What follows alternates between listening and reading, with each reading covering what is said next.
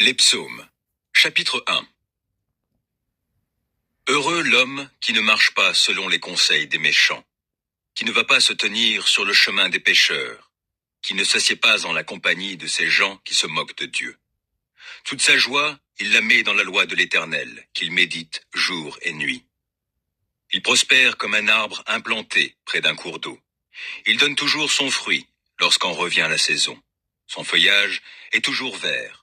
Tout ce qu'il fait réussit. Tel n'est pas le cas des méchants. Ils sont pareils à la paille éparpillée par le vent. Aussi, lors du jugement, ils ne subsisteront pas, et nul pécheur ne se maintiendra parmi la communauté des justes. Oui, car l'Éternel prend en compte la voie suivie par les justes, mais le sentier des méchants les mène à la ruine.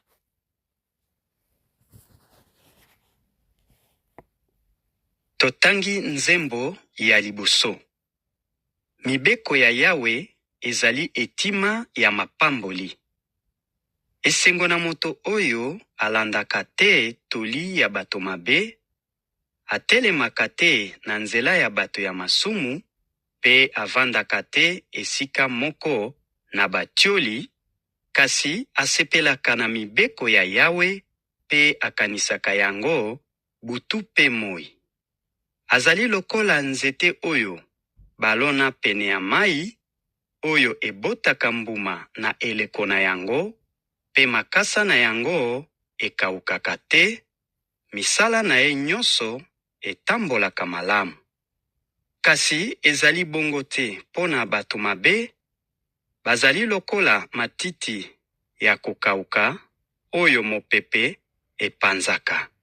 Yango wana bato mabe bakolonga te kotelema na kosambisama, pe bato ya masumu bakoumelaka te kati na lisanga ya bato ya sembo. Solo, Yawe ayebi nzela ya bato sembo, kasi nzela ya bato mabe ememaka na libebi.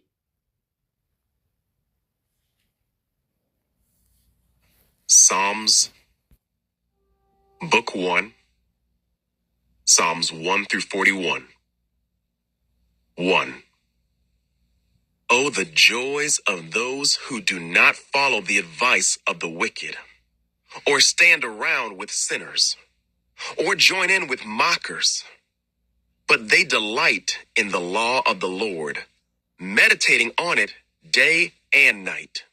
They are like trees planted along the riverbank, bearing fruit each season. Their leaves never wither, and they prosper in all they do. But not the wicked. They are like worthless chaff scattered by the wind. They will be condemned at the time of judgment. Sinners will have no place among the godly, for the Lord watches over the path of the godly. But the path of the wicked leads to destruction.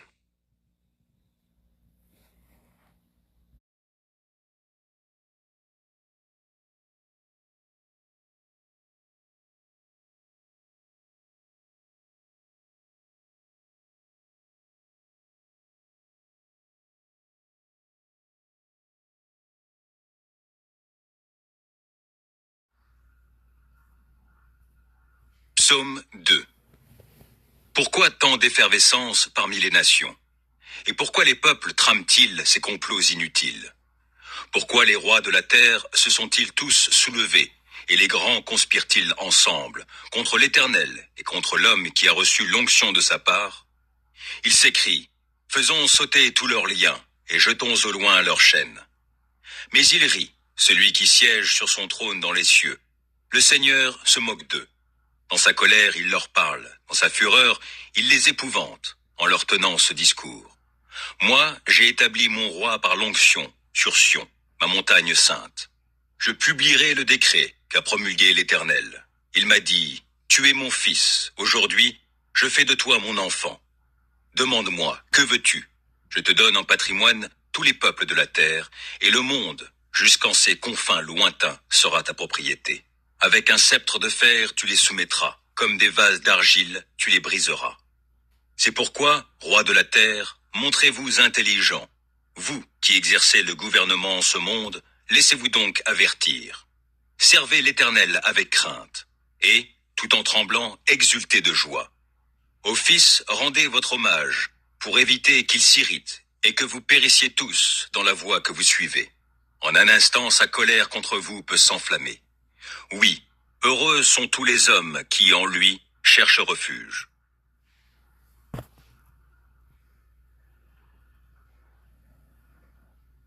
Nzembo ya mibale.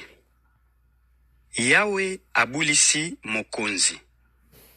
Pona nini bikolo ezali kosala makelele, pe bato bazali kosala makita ya pamba? Bakonzi ya mokili, batomboki, pe bakambi, basangani, pona kotelemela Yawe, elongo na mopakolami na ye. Bazali koganga elongo, tokata minyololo na bango, pe tomikangola na bokonzi na bango. Kasi ye oyo avandi na kiti na ye ya bokonzi, kuna na likolo aseki, Yawe atioli bango. Agangeli bango na kanda, apelisi kanda makasi na ye pona bango alobi. Ezali ngai nde natiaki mokonzi na ngai na Siona, ngomba na ngai ya bule. Nakosakola mobeko ya Yawe. Alobaki na ngai, ozali mwana na ngai ya mobali, na mokolo ya lelo, nakomi tata na yo. Senga ngai, pe nakokomisa bikolo libula na yo, basuka ya mokili bozwi na yo. Okoyangela yango, na bokonzi ya ebende, okopanza yango lokola mbeki ya mabele. Yango wana, bino bakonzi, bozala na mayele, bino bayangeli ya mokili, boyoka likebisi oyo. Bosalela Yawe na kobanga, pe bosepela na kolenga. Bopesa mwana na ye beze, nokite akosilika pe, bokokufa na nzela na bino, pamba te kanda na ye epelaka noki. Esengo na batu oyo bazwaka ye lokola ebomba melo na bango. 2. Why are the nations so angry?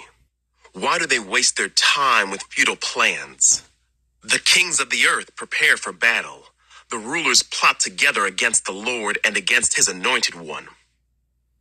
Let us break their chains, they cry, and free ourselves from slavery to God. But the one who rules in heaven laughs. The Lord scoffs at them. Then in anger he rebukes them, terrifying them with his fierce fury. For the Lord declares, I have placed my chosen king on the throne in Jerusalem, on my holy mountain. The king proclaims the Lord's decree. The Lord said to me, you are my son. Today I have become your father. Only ask and I will give you the nations as your inheritance, the whole earth as your possession. You will break them with an iron rod and smash them like clay pots. Now then, you kings, act wisely. Be warned, you rulers of the earth.